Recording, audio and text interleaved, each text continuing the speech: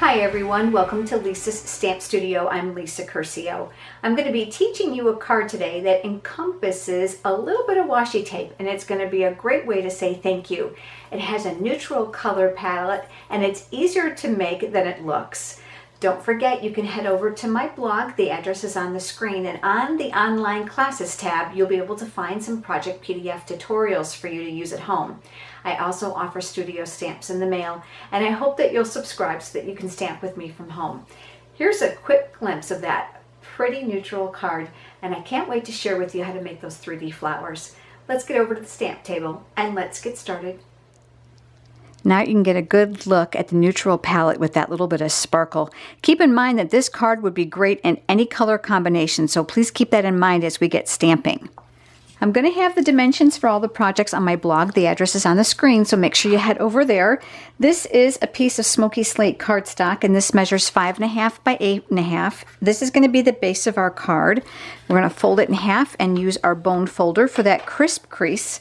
And this is where I'm going to do some random stamping. I'm going to use the same color ink as paper to get a very subtle background, so the smoky slate ink pad. And I'm going to be using an absolutely beautiful stamp from the set called Birthday Blooms. This beautiful rose image, actually everything in here I've just fallen in love with.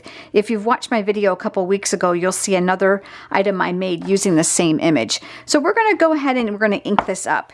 Now I'm going to ink it up face up on the table. Whenever the stamp is about the same size as the ink pad, I find that myself and my customers tend to miss inking the center. But by doing it upside down, not only can you tap color on, but you can use the corner of your pad to make sure that you don't miss the center.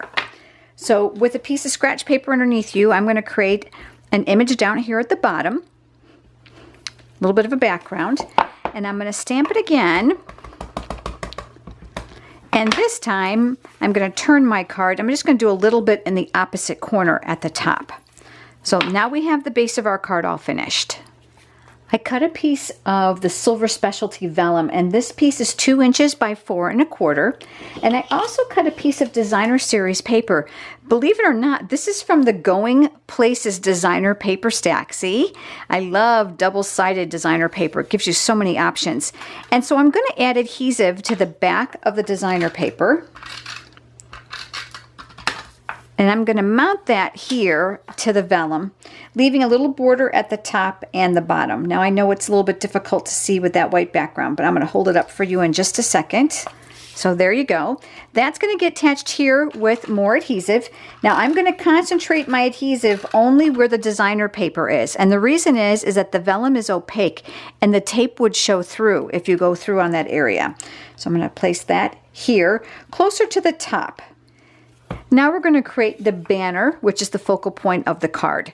This piece of Whisper White cardstock is cut 1.5 by 3 3/4, and I'm going to use that banner punch. Love this because it does 3 different sizes, a 2 inch, a 1.5, and a 1. So all you have to do is slide your paper up the track, make sure it's to the back, and then just press, and you're going to get that perfect banner tip every time.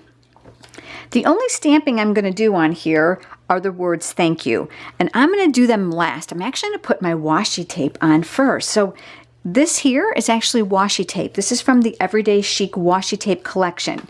I keep my washi tape on a large ring, and you can see that there's several of the same ones on here. That's how much I love washi tape. This is the one I used on my original card. Today we're going to mix it up since you guys are with me. How about we use a silver one? So this is what I'm going to do. I'm going to take this off my ring so it's a little bit easier for me to work with. And I'm going to line the sides of my tag with washi tape. So I'm going to use my grid paper to help me create the dimension on both sides. So I'm just going to lay this down, and you just want the edge. And I'm going to push, and I'm going to lift, and then I'm going to tear. Now the rest of this is going to go to the back side. So I'm going to flip that over, and I'm going to press. Okay, and this is where you're going to use your paper snips to cut away the excess. I'm going to do the same thing now on this side. I'm going to stretch out my washi tape. I'm going to lay it on my paper. I'm looking to try to get them the same depth, and you can see it through the washi tape, so that certainly helps. I'm going to press, rip, and lift, and then put the excess to the back.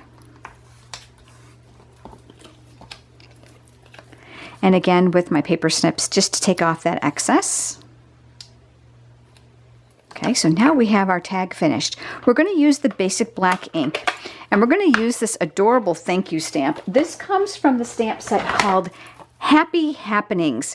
I think it's overlooked in the catalog. There's some really cute verbiage in here, but I'm loving that. So we're going to stamp that in the basic black archival ink, and I'm going to stamp my greeting probably near the center. I want to leave some room for some embellishments. You can see why I added the washi tape first so that I can navigate this a little bit better.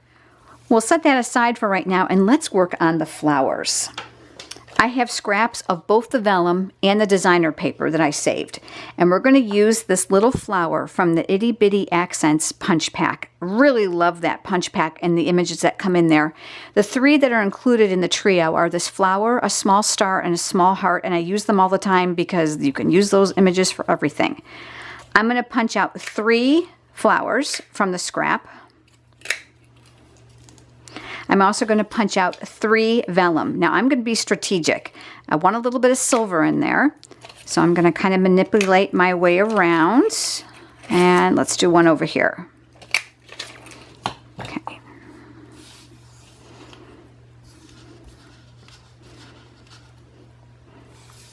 Now I know they're tough to see, but here comes the fun part.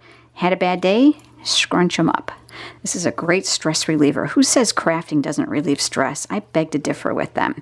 So I'm going to scrunch these up. You're probably having a heart attack, right? Well, don't worry. This is actually going to create texture. I'm just going to put this down so you can kind of see them. I'm then just going to spend a couple minutes just unfolding them. What you don't want to do is rip them too much. I mean, a little tattered is fine because we're looking for a little bit of a worn look with these flowers. So we're going to uncrunch these. Okay, so our flowers are all uncrunched. I'm going to set those aside. Before we go further, we're going to add baker's twine if you're going to do it. So this is this time that you're going to add that. So I'm going to wrap this around here, and I'm going to tie this in a bow. I gave myself plenty of twine. This is about 16 inches. I don't even think you need this much. I think you probably can do it in 12 really easily. So I'm going to pull that through. You're going to see the twine wants to go the other direction, so I'm not going to fight it. I'm going to make my bow a little smaller, and to do that without losing the tension, you're going to put your finger on the knot, and then you are going to slowly pull. Because of the metallic thread in this baker's twine, you're going to find that it curls a little bit, but I think that just adds character. Take my paper snips, and I'm going to give this a little bit of a haircut. Look, we've got some stray washi tape. All right, so now that's on here. Now we can shimmy that where we want it. Now when we get this anchored down, you're not going to have to worry about it slipping off. But let's put our flowers on. You're going to use glue dots. So I started with the dark one to the back, and I'm going to put one glue dot on here, and I'm going to lift it off, and then I'm going to decide where I want this. I'm going to want this first one up here, and then I'm going to take another black one, and I'm going to put another one underneath it. Again, you can put these wherever you like. And then my third one, I'm going to create a little bit of an offset focal point. So I'm going to put that down here. Same thing now with the vellum pieces. So I'm going to make sure that the silver side of the foil of the vellum is facing up. And I'm going to offset those just a little bit. They don't have to be lined up perfectly. In fact, if you don't, that black peeks through very nicely. And then here comes the next one. And then finally the last one. Gotta love glue dots, huh? These are a must-have in any craft room as far as I'm concerned. Okay, so now we've got our flowers. Just to emphasize that sparkle a little bit, we're going to use some rhinestones. The rhinestones with Stampin' Up! Already have glue dots on the back, which is a great feature. But I need a little help picking them up because they're sticky. So I'm using my paper piercing tool. And I'm just pushing them down there with my index finger. When you pick them up, you should shake them and they don't come off. Then you know you're good. Guess what? We're done. All we have to do is put this on. I'm going to flip this over, and I'm going to use some dimensionals on the back. So I'm going to put them right over that baker's twine so I know it's not going anywhere. I'm going to do another one in here, and I'm going to put one in the center. And if you've watched my videos before, you know why I do the center. My mom is the recipient of most of my cards, and when I mail them to her, she says they get really weird going through that postage meter and they lose their shape. So she says, more of those puffy things. So I said, okay, more puffy things. This is all the way at the top of the card. And all I'm going to do is press, and it's all stuck. Isn't that pretty? And it's really simple. I think it looks fancier than it is. This is today's card. This is the one I originally made. Head over to my blog for all those cutting dimensions so you don't have to write them down while you're watching. And while you're there, place your online order, and I'm going to send you a free featured project PDF tutorial and give you frequent buyer points.